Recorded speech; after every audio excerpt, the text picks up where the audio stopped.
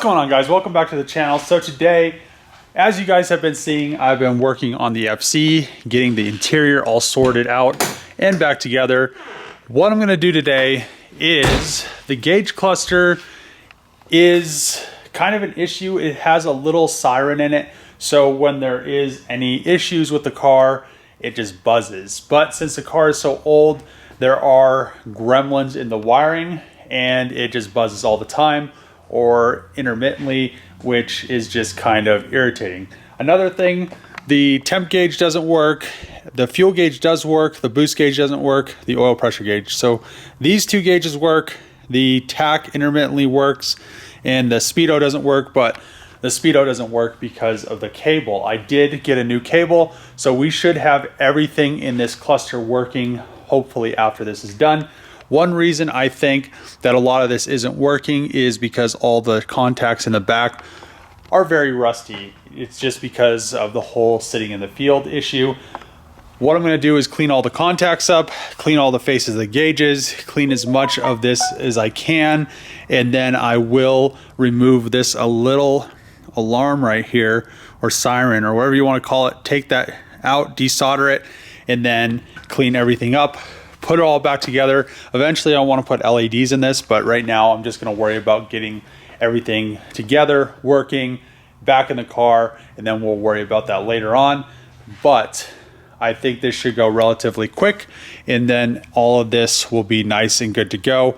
And then we could have the gauge cluster back in the car completely working, and I could put the steering column back up, I could put the seats back in. Got everything set up. Now what I'm going to do is pull the whole gauge cluster apart.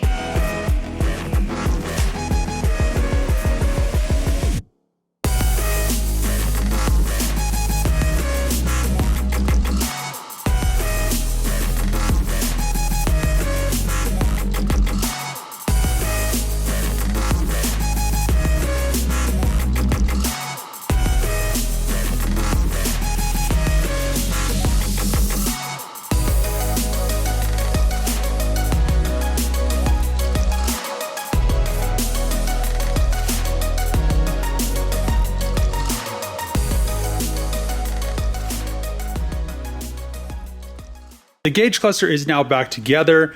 Everything is ready to go. One thing that happened, the plastic cover was actually already cracked, but when I removed it, it just split in half. So I'll just have to find one of those. I'm gonna throw the gauge cluster into the car now. One other thing I did was I just stuck the new speed sensor cable. The steering column all bolted up, the gauge cluster is now in. I'm going to try to start it and make sure that everything is okay, just because I don't want to have to take anything else apart. So we have lights over there, and it's weird not having the shifter in here.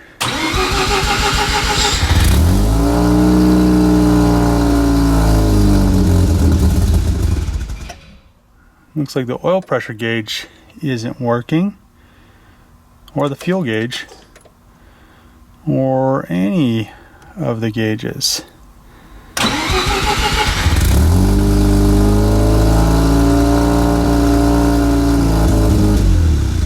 Okay, we have 0 gauges for some reason, and I need to figure out why. What I decided to do with the shifter assembly, I was going to order a short shifter, but then I didn't want to really wait. It was going to be a couple weeks out. So I went to the junkyard, grabbed all the bushings out of a Miata shifter assembly and put them on the FC, since they use pretty much the same bushings. So the one difference is on the FC, this is just metal to metal, which isn't really an issue, but now I actually have the little plastic bushings and the little spring washers. But there wasn't really much bushing originally left from the FC shifting assembly. I pretty much just wiped it out, and whatever was there just kind of crumbled and deteriorated and fell apart. So now the shifter should be a lot more firm. The shifts should be a lot more smooth. And all I have to do is I'm going to put a little bit of gear oil in there. I'm also going to most likely change the gear fluid. And it's probably pretty bad, but from what I saw inside the shifter housing assembly, the interior is finally finished in the FC, and I'm gonna have to say it looks extremely good compared to what it looked like before. It's just 100% different. The seats are still the same. Obviously, eventually I'm going to throw aftermarket seats in this. For now, these seats will do. Another thing, I fixed the shifter. The shifter was really, really bad. It felt like it was gonna fall out. When I pulled the shifter out to pull the interior out, all of the plastic bushings in it were pretty much, they just crumbled into dust. So we now have a working shifter that I will probably be very happy to drive now. Another thing, the black interior, there are a few pieces missing, but overall, I'm gonna have to say black interior in 90s cars is where it's at. So it's very, very, subtle. Everything is just really nice. There are a few things that need to be still fixed. It is an old interior. Like I need to figure out how to bond some new tabs on the bottom to hold the gauge cluster surround in. And also, if I ever eventually find a better dash that is a little bit better, actually probably like 30% better, I'll swap this out with that one. But for now, this one isn't all cracked like mine was, so that's a plus. I mean, this thing looks so good now, and the door panels look good. It just is a really nice, clean car now. So on the inside. So now that that's said and done, the gauge cluster, not exactly sure what happened to it. The speedo works now, since I got that new cable.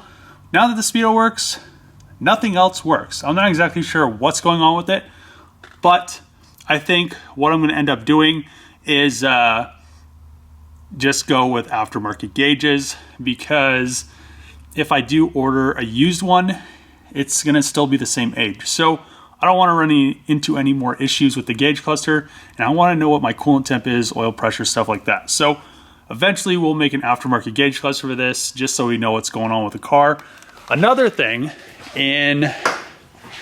I'm guessing in the next video that you guys see of this, we're going to be putting fans, electric fans, in a fan controller. I could have ordered an S5 fan shroud, but then I'd still be using the clutch fan, which I really, after thinking about it, if I ordered one, I'd be spending money on a fan shroud. So why not just order electric fan? So I did order an electric fan, and it's probably going to be the best fan you can put on an FC. Just because I measured everything, I don't think I'll have to cut anything on the fan shroud. So we'll put that in. I also ordered a really good fan controller. it's pretty important to have a good fan controller, just because you don't want, you know, this protects your engine. You don't want a crappy fan controller that's going to fail. The fan controller I ordered actually has a soft start function. So instead of, you know, normal fan controllers, it realizes that your radiator's getting hot, or it's at like 210 or whatever. It kicks the fans on at like 210, 200, whatever you set the fan controller at. And then it just full blasts the fan, 100% duty cycle, and that draws a lot of amps. The fan controller I'm getting has soft start, so it starts at 40% and then it ramps up to 100%. So as it sees the coolant temp coming up, it notices that, well, I need to cool the coolant down. So it kicks the fan on and tries to kind of chase the cooling or the temperature to keep it at the most optimum temperature. So you're not using a bunch of amps, you're not using a bunch of electricity. The fan's not just ramping all the way up, and it prolongs the life of the fan. So I'll be installing both of those in the next video. Then once that's done, we'll be able to drive this car again. So I'll also change the tranny fluid when I put the speed sensor into the tranny, and then we'll have new tranny fluid. I was kind of worried about the tranny fluid when I looked at the shifter inside of it. It didn't look that good. So we'll resolve that issue. Then Wednesday, I'm getting the wheels powder coated finally. So I have been waiting a long time. The guy that powder coats has been on vacation for like a month just because of holidays. He's like, well, I'm just gonna take all of December off. Now he'll be back Wednesday. We'll be able to get these wheels powder coated. Once the wheels are powder coated, I'll just have to throw the tires on, and then the car will be really nice. We'll be able to drive it. I'll balance the wheels and tires. And I mean, this thing is gonna look really, really good. I can't wait to see it on the new powder coated wheels, and just go from there. So I really like the progress I've made on this car. I'm really glad that it's coming together and that it's not just falling apart as you touch it. But that's going to end this video. If you like these videos, make sure to click the subscribe button, throw a comment below, thumbs up, and as always, see you guys tomorrow.